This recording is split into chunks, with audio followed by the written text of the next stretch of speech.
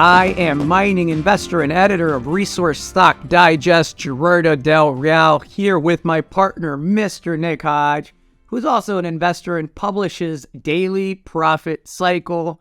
This is the 200th episode of our weekly therapy session that we call Investing in Bizarro World.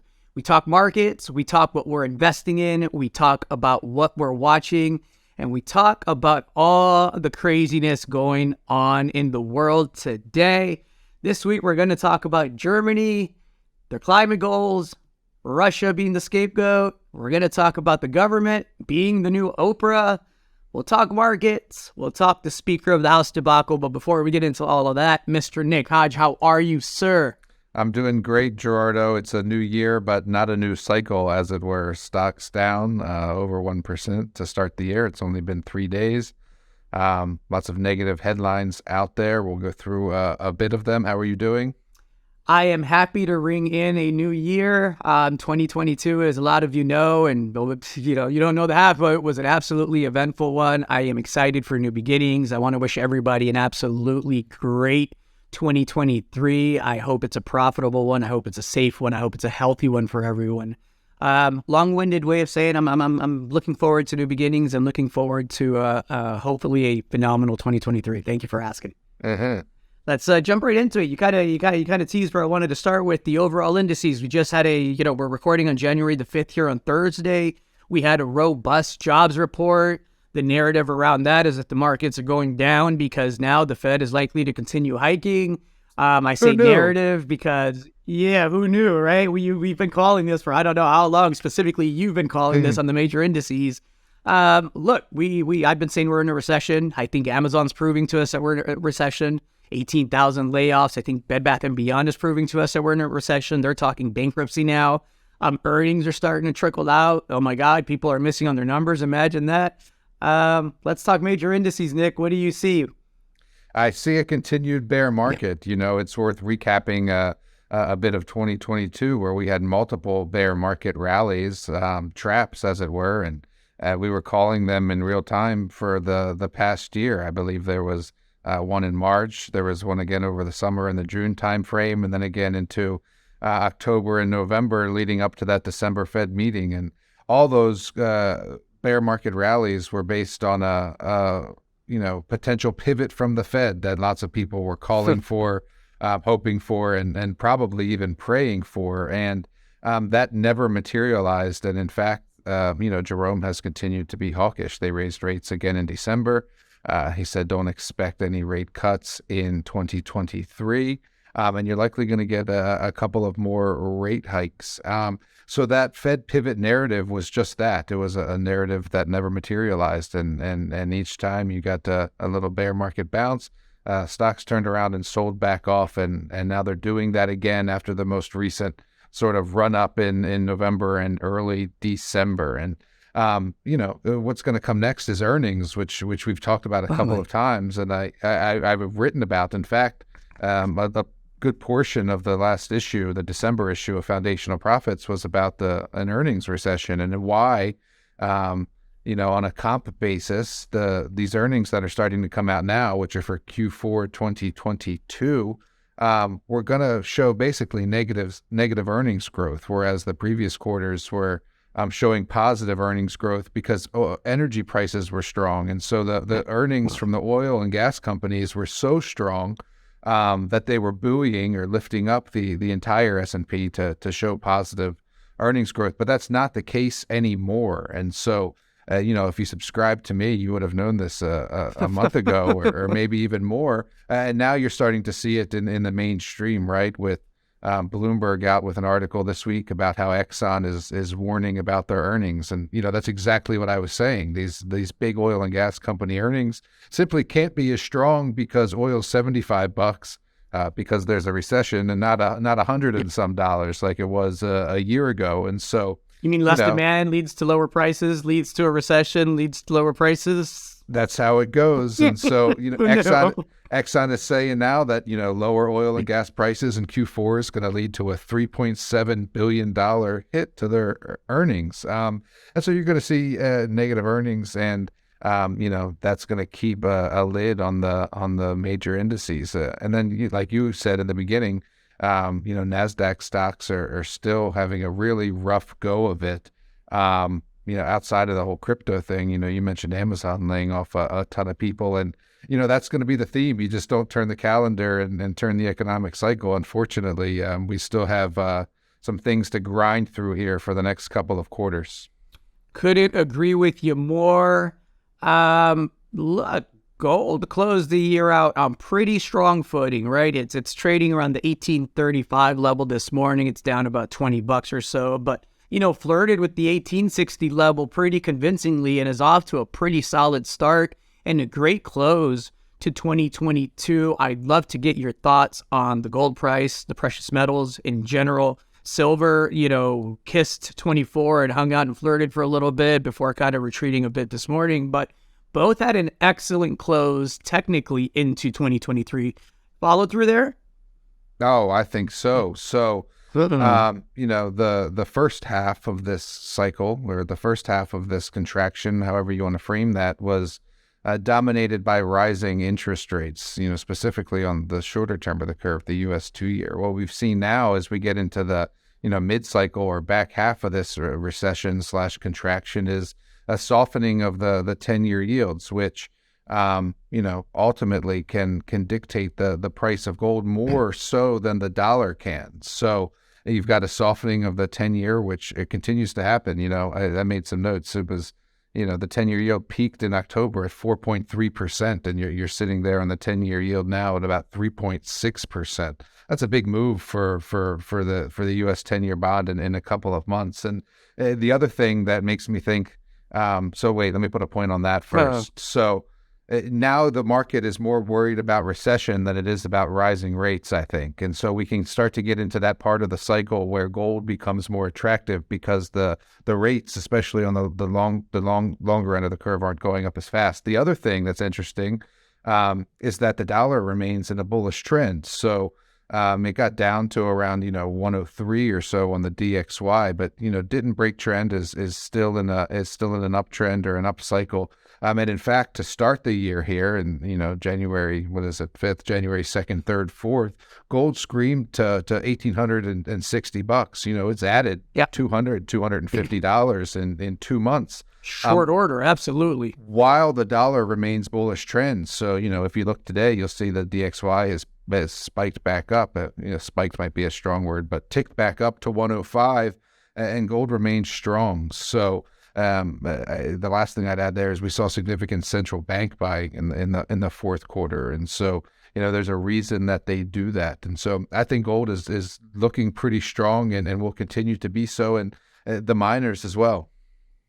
Well, if that's the case, look, we've talked lithium in the past. I think that's going to be a trend that absolutely continues. I think uranium's going to have itself a heck of a year.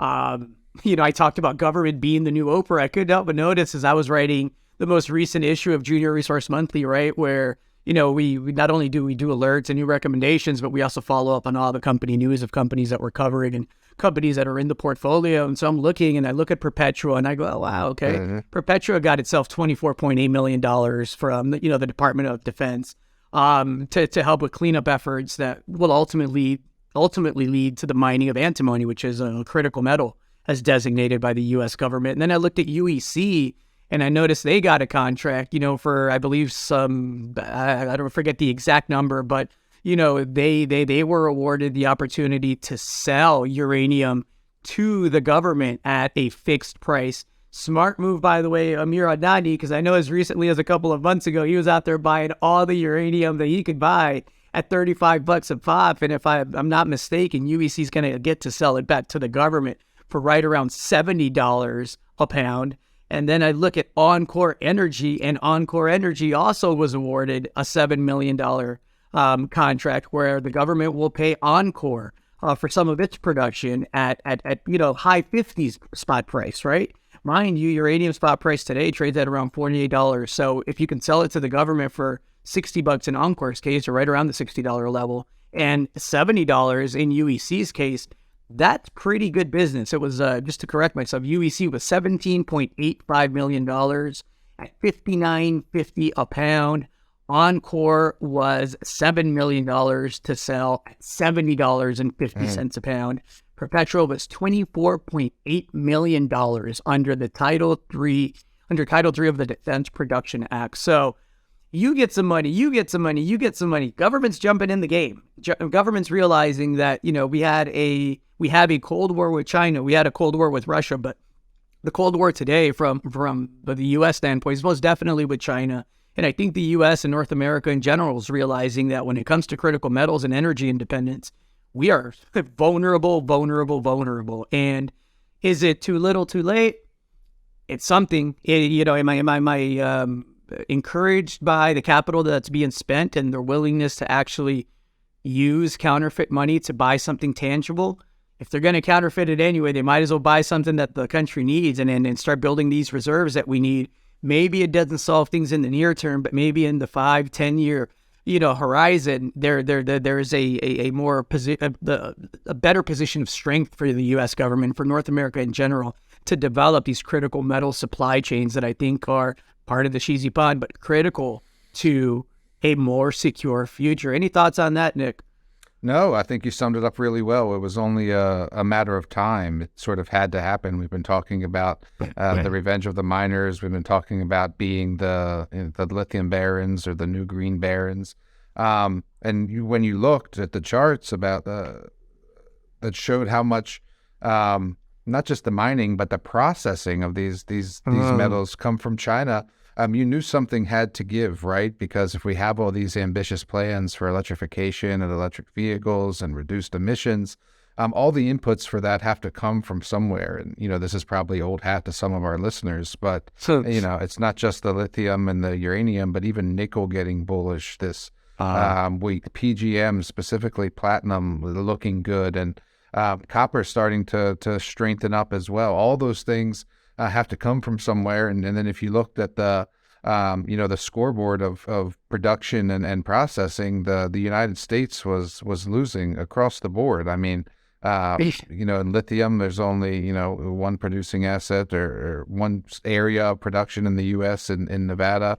Rare earths, there's MP Materials is like the only game in town, a little bit of refining from energy fuels and on down the line. I mean, the U.S. produces 0 uranium, and that's going to change here soon. But yeah, it's playing out exactly as I think we've said it would over the past couple of years. And while, you mentioned it might be too little, too late.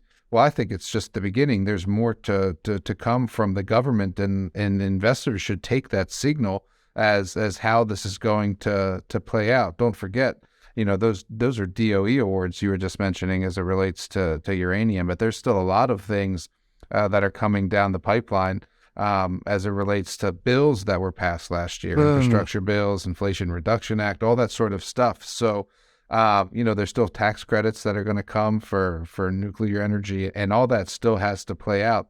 Meanwhile, we're seeing across the pond, it's probably a good transition into Germany, which the news out this week is that, surprise, surprise, they're going to miss their climate goals for 2022. And that's sort of exactly what I'm saying here is, they got this energy pinch in Europe last year. The Nord Stream got blown up, cut off the Russian gas, the sanctions, all that sort of stuff. And you remember, despite they're having a heat wave now, but let's put that aside for a second. Europe was wondering, how are we going to stay warm this winter, right? Wood prices were through the roof. They were burning lignite. And what did Germany do? They opted to fire up the coal plants instead of the nuclear plants. And, I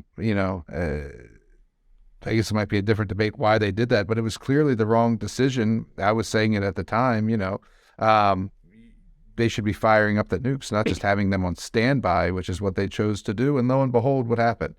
They opted for coal, and they missed their emission reduction targets, their climate goals for 2022, and that's going to continue to be the case. You can't hit these goals, like I mentioned earlier, the EV goals, the electrification goals, the decarbonization goals.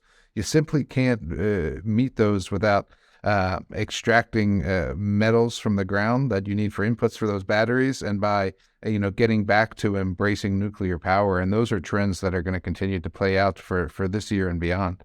There's a great quote on the build out of North American battery capacity And I'm not sure who to attribute it to, but they said the plane took off, but the landing strip still needs to be built. And I think that's well said. The landing strip most definitely needs to be built. And so, well said, Nick. I think that's a good summary on that front. We got to talk U.S. politics a bit because, my God, just when you think you've seen it all, have you seen the debacle on the House of Speaker? No. As always, I'm behind on the politics, but I saw that they didn't get a speaker for the first time in however long, didn't 100 pass years, the first round or whatever. We're on the seventh vote. We are in the United States of America. The Republicans have the majority. This is for Speaker of the House. This is not for Speaker of the party, y'all. I want to emphasize that, right? This is the Speaker of the House. You win the majority, you get the right to vote for that. It's one of the perks, right? Along with that. Pelosi's position. Correct. Yeah. And so, along with that comes the ability, because this is America, to hand out cushy positions to your buddies in your party in exchange for a vote. Kevin McCarthy's so hated amongst his own party that he can't garner enough votes and get on his knees for long enough and plead and beg and hand out party favors. Can't get enough votes to push it through. They're on the 7th vote. This is the 3rd day of this.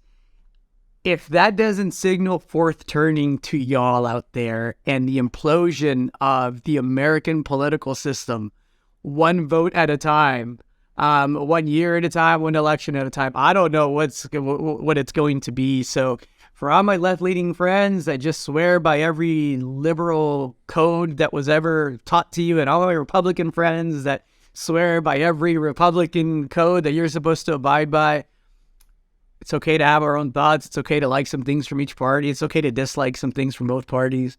Man, I hope we get to a place where the institution is completely rebuilt, as I've said many, many times, because this one is on its last leg, Nick. So who are the other contenders? They're just making it up. They're just making it up as they go. So they go, okay, hey, we don't want Kevin, but we kind of like Mike. So then they vote on Mike. No, we don't like Mike enough. Mike isn't going to give us enough party favors. Okay, all right, well, we don't like Mike. How about Debbie? Do we like Debbie? Debbie was nice to me last week. She kind of winked at me. She's cute, too. Let's go talk with Debbie. Nah, Debbie ain't got enough pull. All right, well, let's go back to Kevin. Kevin, hey, I'll vote for you. Give me that cushy office, that salary, and that position. Kevin, okay, you can do it. And somebody else gets mad. Oh, fuck Kevin, now I'm taking my vote back. So at this point, it's open-ended bribery. They call it negotiations. It's just bribery at this point. On C-SPAN, you could turn on C-SPAN right now and just watch the bribery go on the floor. It's an absolute shame. It's a critique of our system. I love this country. I love the opportunity this country presents. I want it to be a better country. And re-envisioning the way the American political system is set up is a must if we're going to be a better America moving forward. This thing is a shit show. Yeah, which is, one of the reasons I've stopped rubbernecking and watching it so closely. But that's all very interesting and par for the course, unfortunately. An utter lack of leadership and a literal lack of leadership in this case. What else is on your mind, Nick? I know that, this week tends to be a week where a lot of people are off. By the time y'all get this, it'll be back to normal as usual. So your next episode, you can expect a whole heck of a lot more in-depth insight from Mr. Hodge and a little bit from myself. But anything else on your mind that you're wanting to talk about? I'll give a quick Patriot Better Metals update whenever you're ready for that, because I know a lot of you check out the podcast for my thoughts on that. Go ahead, and then I'll check back in. Yeah, listen, short version is still my largest personal holding. Still haven't sold one share for everybody that I've added here in the last couple of weeks. For everybody that thought that the amount of shares that came free trading, including my own, from the voluntary 1-year lockup, were all going to hit the market simultaneously, you were way wrong.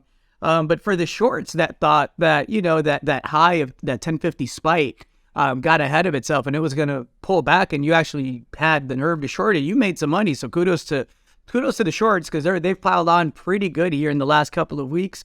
Again, just worth reminding everybody, less than a month ago, this stock made new all-time highs. And if you just look at a 14-month chart, it's new all-time highs every month almost, and then a pretty severe retrace, right? And that's just the way it goes.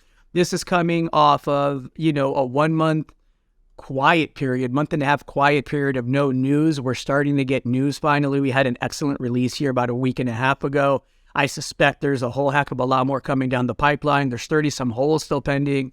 We're going to get some assays from CV13, which is a new discovery that's going to add tonnage really, really quickly.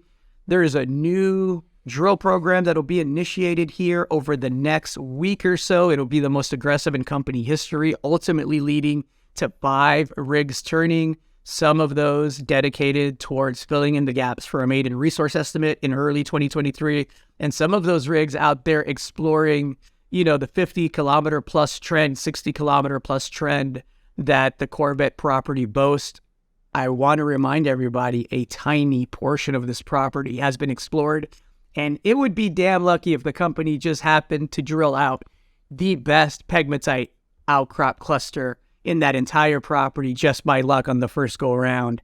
So I say, look, if you find another CV5, if you find another 150, 200 million ton pegmatite cluster, all of a sudden you have, what is already a monster becomes, the best hard rock lithium deposit in the world if you can get to that 400 or 500 million ton mark, which is ambitious, but I'm pretty damn confident we're headed towards 200 million tons really, really quick. And if that's all they ever find, this thing is going much, much higher.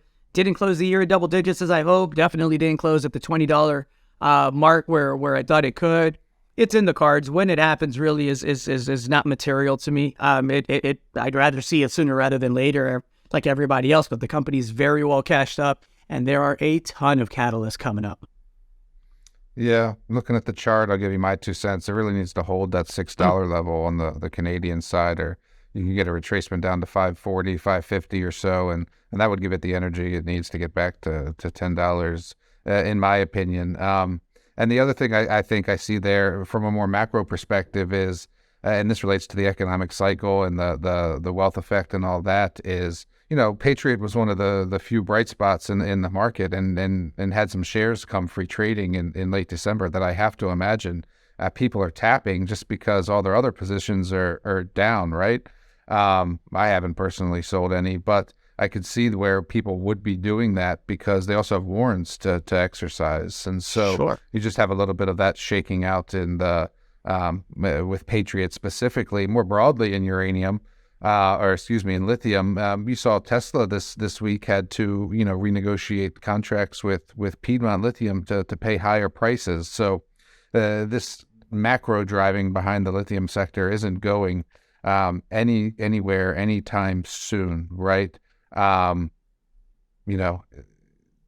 Musk wasn't out there contracting for other sources of lithium battery materials. I mean, he needs the lithium, right? And so, yeah, but that's I guess what I got to say about that. But further on Tesla, and I'm gonna make a transition here, is and as it relates to the broader markets, we haven't seen, full capitulation, right? I guess is one of the things I wanted to say in this bear market is, every time the S&P gets sold off, like I was mentioning earlier, we get the hope for the pivot, and stocks go back up, and people are still willing to buy the dip, right? So I think Tesla's lost something like, oh gosh, I don't even know if I want to say off the top of my head, but has been down significantly and continues to basically crash. Let me pull up a chart real quick, and I can get some specific numbers for you, and then I'll give you an anecdote. So TSLA, this is a stock that was just in October was a $255 stock, 255, and today it's a $107 stock, right? So losing well over 50% in the past 3 months. And, it's down from over 375 earlier in 2022. And I still see people content to, buy the dip. Just anecdotally, I met some buddies recently here that I hadn't seen in a long time, was going hunting, waterfowl hunting earlier this week. And, one of their first questions was, are you buying Tesla? Like after this crash, we recently bought some shares. And I was thinking to myself, man, this is, people are still willing to come in and buy the dip. And two, there's still significant headwinds for these these big tech companies that still have a lot of market cap that they could lose as the bear market continues to play out. So as far as the broader indices are concerned, you're not going to get a true bottom fundamentally until we work through this negative earnings growth that I was talking about. But two, until the dip buyers of the world, until the Reddit crowd is truly learned their lesson and isn't rushing in to buy every dip, right? You need people to be scared of rushing in to buy before you get a bottoming out process. That's just market psychology 101. If these people are content to still rush in and buy the dip, it's not the true bottom. And so just last point there on capitulation. And the only other thing I wanted to mention was BONK. That's right, BONK. Which was trending on Twitter yesterday, but Mr. Chris Curl recommended even before that. So just to set the stage a little bit, you've had another crash of Solana. Solana was down to $8, was I think a couple of $100 in 2022, and the FTX debacle really took down Solana, like I say, to a low recently of $8. And what happened is some Solana engineers released a token, basically a meme coin, equivalent to like Doge or something, that was built on the Solana blockchain. And it started going up very fast. So you'll like this. There's like 100 trillion is the limit of coins that can be printed. So if you think about that, like share structure, that's a fuck ton in technical terms of shares that can be printed of this coin. So, it starts out at, I'm not going to get it right, but a bunch of zeros, right? 0.00008 or whatever. And Chris Curl puts out an alert to his readers that, hey, this meme coin was just born. I think it looks a lot like Doge, which is the coin that he made 91 times his money on. Let's transfer some of our Solana into BONK. And he put that alert out on, it was the first of the year, I believe it was, or the second of the year, and nailed it. I mean, so the BONK has been up 2,500% in the past week, and he called it after like the first 300%. That's good right? work. So, right, he nailed it for his readers. I haven't looked at the account to see how much he's actually up, but he definitely, that's what he's here to do, right? Is get the insight for you on these new coins, altcoins, meme coins, etc., and figure out which ones are going to do good. So I guess just kudos to Mr. Chris Curl for getting ahead of that one. He sent out an alert to his readers before it was even trending on Twitter, and you know how fast Twitter is. And so that's BONK. And then I guess just quickly, I was reading his issue yesterday, and he's writing about central bank digital currencies and this new ISO standard.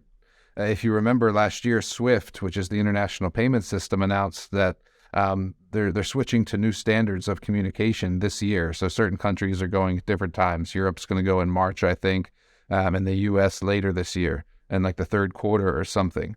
But they're building these new standards on top of altcoins. There's a couple of them. And I'm not going to tell you because he was writing about them to premium members, but there's only a handful of coins that are certified to meet this new international standard that they're building the platforms on. And funny enough, or not funny, one of them is facing a major lawsuit by the SEC, and Chris's stance was that, and has been dropped by Coinbase, so you can't store this coin in a Coinbase decentralized wallet anymore. And Chris's theory was that they don't want the common person owning these coins that this new payment standard is going to be built on top of. But he's got other exchanges that he recommends that you can buy these coins on, and that's what his last issue was all about. So between BONK and this new Swift banking payment system, Mr. Chris Curl has had a good couple of weeks in the crypto market, and I definitely learned some things by reading his last two updates. So some things for you to Google if you're interested in that space is the BONK meme coin and the new ISO standard for Swift, international payment communication. And he's got a new report out talking about 3 altcoins that he would buy in this environment. So you should check that out as well. We should have Chris back on soon. I think, just to kind of segue a little bit, we talked earlier about the lithium trend and the uranium trend, and we talked about people, wanting to come in and buy the dip, despite the fact that we haven't had true capitulation yet. And look, it's okay to be wrong on a narrative as long as you're still making money while being wrong, right? I thought the Fed would have slowed down by now. I was wrong, but I had my best trading year from a net value and percentage perspective ever last year, largely due to Patriot. But that wasn't the only one. It was a great year on that front. And so, look, okay to get the narratives wrong, but you should be hedging appropriately. And there's some mega trends out there right now where you can make a lot of money, and even the crypto space, which is just viewed as bearish. I think Chris's 2,500% gain in a couple of weeks is, proof in the pudding that you can still do very well in that space if you know what you're doing and you're hedging your bets appropriately. So kudos to Chris, and looking forward to an exciting 2023, Nick. Me too. I like it. For those of you that have not yet subscribed, I'm supposed to tell you that you should subscribe. You should click all the buttons. You should give us all the likes, and you should definitely check us out at dailyprofitcycle.com/subscribe. You'll get all the updates. You get the mock market commentary. It'll hit your inbox. You can press play. You can listen to me rant and Nick give you great insights. That's all I got. You want to send us off, Mr. Nick Hodge? That's it. Have a good week. I'll be back in my normal environment next week. Have a good one, everyone. Be safe. Be kind to each other. Make it count. See ya. Hey there, you independent-minded investor. If you like this video, make sure to tell us so by clicking the like button below. Subscribe to our channel so you never miss another one. And share it with everyone you know on social media. You can also click the link in the description below to check out more information-packed videos just like this one. Thanks for watching.